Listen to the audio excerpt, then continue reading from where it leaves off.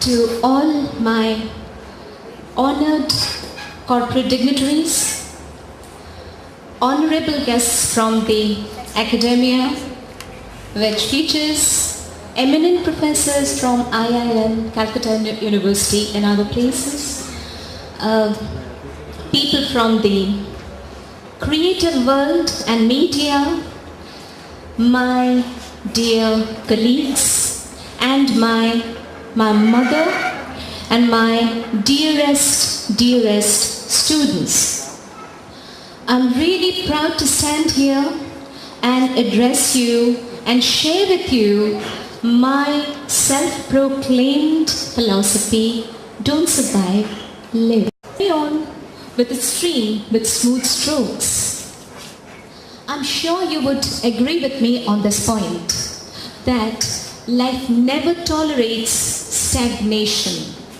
And beyond a certain age, beyond attaining a certain level in life, it's bigger than us. Our pride gets bigger than us. We get into the syndrome of what we call know-it-all.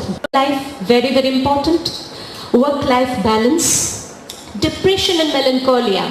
We normally try to evade it, avoid it, negate it. But it is a known fact, particularly if you share your thoughts with a clinical psychologist. There are some very, very important areas like career counseling sessions. Okay, where is my career growing? Where is my career going? Am I stagnating? Am I progressing? So detailed psychometric mapping again, absolutely linked. One's profession should be linked with one's personality. You would see people who have really prospered in life, who have gone places, they would have always loved what they are doing. They have loved what they are doing. You talk about a scientist, you talk about an artist, you talk about an academician, you talk about a business tycoon. People who have really, really gone places in life, their personality and their job, their work, there is an absolute match. Okay? So we would try to see where the match is, where the mismatch is. Detailed psychometric mapping, counseling sessions, person-environment fit, person-job fit. Students who are pursuing their MBAs, at this stage of life, what they do, they just dream. They have dream companies on mind. They have dream assignments. Somebody thinks she would go to London Business School. Somebody thinks, somebody thinks that HSBC is the dream company which he or she wants to join. But once you go in, and once HSBC asks you to go door to door and sell credit cards, all your dreams come to the ground with a thud. And then you start asking, is this what I really wanted?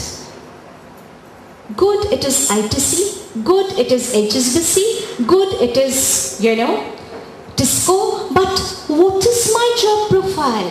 They are paying me. There is one particular person who has gotten hikes, twice in a couple of months' time. I'm not naming her. I don't have to. I always knew she is a cutterbug.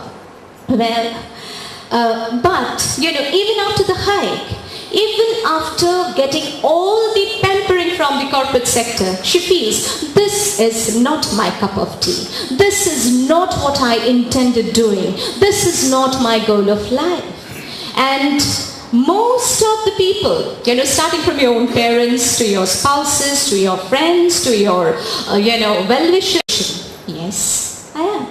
I can tell you, if I quote one corporate personality, Percy Barnevik, okay, who was the ABB chairperson, who was the ABB CEO, who quadrupled its global business in flat 2 years' time. He was asked, sir, how do you manage to do that? such exceptional decisions. What Barnevik said? He said, I go by my gut feeling. I go by my intuition. And 7 out of 10 times I'm correct. Very, very difficult category of people and very, very coveted all the same.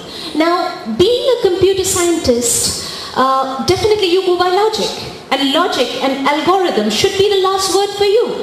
But look at one who has actually headed such a huge operation.